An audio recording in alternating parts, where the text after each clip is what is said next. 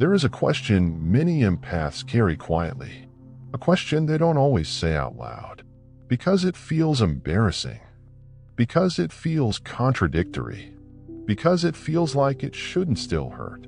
And that question is this: if it wasn't real, why did it feel so deep? Why did it feel spiritual? Why did it feel magnetic? Why did it feel like destiny, not dysfunction? This is not weakness. This is not naivete. And this is not a failure of intelligence. It is something far more subtle. Carl Jung understood this long before modern psychology gave it a name. He understood that some connections do not bond through love. They bond through wounds. And today, we're going to explore the quiet, unsettling difference between trauma bonding and real connection. Not to judge the past, not to blame anyone, but to free the part of you that still wonders why it was so hard to leave. Number 1, why trauma bonds feel deeper than love. One of the most dangerous myths is this: if it hurts deeply, it must have mattered deeply. Jung would say this is not always true. Some bonds feel intense not because they are meaningful, but because they activate unresolved psychic material. Trauma bonding forms when emotional pain and emotional relief come from the same source. Confusion becomes attachment. Uncertainty becomes obsession. Intermittent warmth becomes hope. The nervous system begins to associate survival with connection. And here's the part many empaths don't realize. Trauma bonds don't form because you're weak. They form because you are sensitive, perceptive, and emotionally open. Those qualities were never the problem. The problem was where they were invested. If this already feels uncomfortably accurate, stay with me. Awareness is the beginning of release. Number 2, Jung, projection, and the illusion of soulmates. Jung believed that one of the most powerful forces in human relationships is projection. Projection happens when we unconsciously place parts of ourselves, our unmet needs, our unlived potential, our longing for wholeness, onto another person. In trauma bonding, projection is intense. You don't just see the person in front of you. You see who they could be, who they promised to become, who they briefly were at the beginning. And because empaths feel deeply, that image feels realer than reality. Jung warned that projection creates the illusion of fate. It feels cosmic, magnetic, inevitable. But what feels like destiny is often the psyche trying to complete itself externally.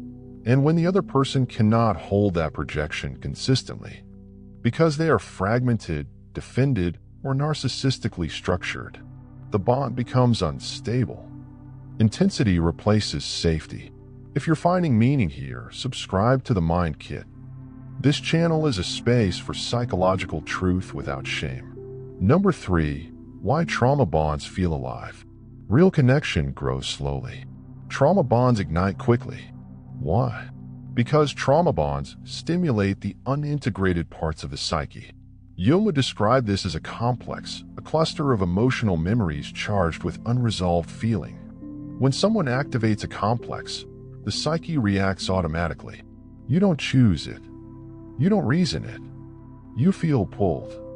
This is why trauma bonds feel urgent, electrifying, all-consuming, impossible to walk away from. The bond doesn't live in logic. It lives in the nervous system and the unconscious.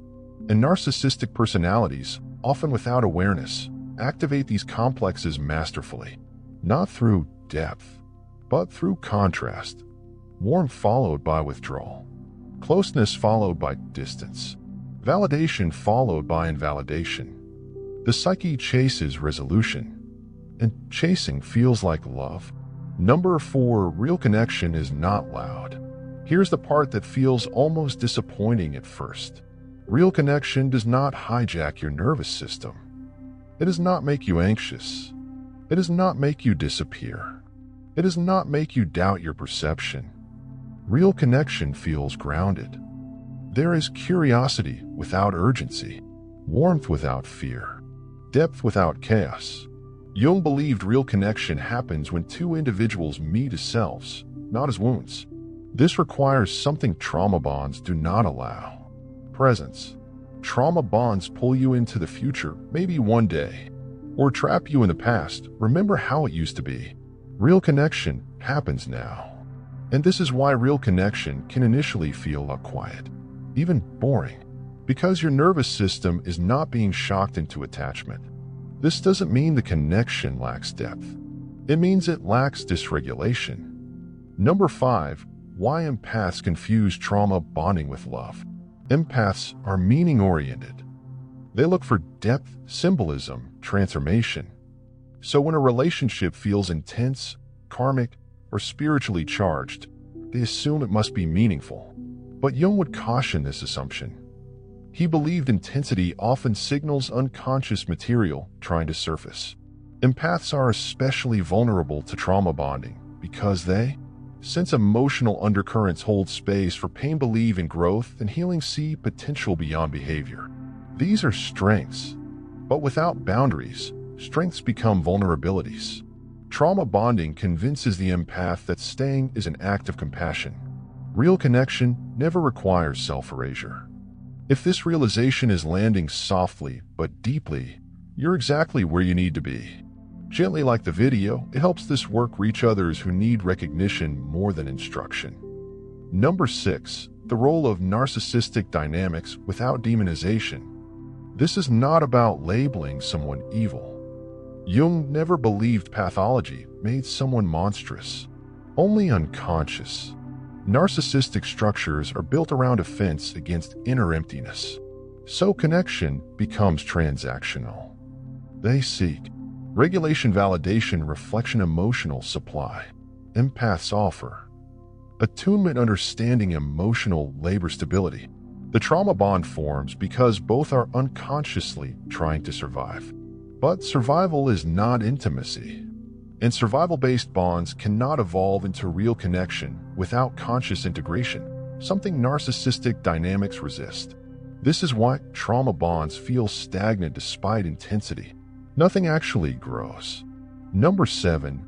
Why leaving a trauma bond feels like withdrawal. Many empaths ask, why did leaving hurt more than staying? Because trauma bonds mimic addiction. The psyche becomes accustomed to emotional spikes and crashes. When the bond ends, the nervous system enters absence. Jung would say the psyche is mourning not the person, but the projection, the dream, the fantasy of completion, the imagined future. This grief is real, but it is not proof of love. It is proof of unintegrated longing returning home. If you're still grieving something that harmed you, this doesn't mean you're broken. It means your psyche is reorganizing. Number 8. How real connection changes the psyche. Real connection does something trauma bonds never do. It strengthens your sense of self. You don't feel smaller. You don't feel confused. You don't feel addicted. You feel more you. Jung believed real connection supports individuation, becoming of who you actually are. There is mutual recognition. No pedestal. No collapse. No rescue fantasy. Two people walking beside each other, not merging, not consuming. This is why real connection cannot happen until trauma bonding ends. Not because you don't deserve love, but because your psyche must first belong to you. Number 9. The turning point from bonding to being. There comes a moment, quiet, internal, when the empath realizes, I'm not afraid of losing them. I'm afraid of losing myself again. This is the turning point Jung described as withdrawal of projection. Energy returns inward. The bond loosens, not through force, but through clarity. You stop chasing intensity. You stop romanticizing pain. You stop confusing familiarity with truth. And something else begins. Space. At first, space feels empty. Then it feels peaceful. Then it feels like home. Number 10. Why this awareness changes everything. Trauma bonding thrives in confusion. Real connection thrives in consciousness. Once you can tell the difference, your entire relational world changes. You no longer chase sparks. You notice steadiness. You value presence over performance. This doesn't make you colder. It makes you whole. And wholeness does not attach to what destabilizes it. The final integration. If you've loved deeply in a way that hurt you, you were not foolish. You were unconscious of what was being activated. Jung believed consciousness is the cure, not through blame, but through understanding. Trauma bonds taught you what love is not. Real connection will teach you what love actually is. Quiet, mutual, grounded, alive without chaos. If you made it to the end of this video, this wasn't information. It was integration. And integration is freedom. If this resonated, share it with someone who is questioning a bond that hurts more than it heals. And subscribe to the Mind Kit. This is only the beginning of the series.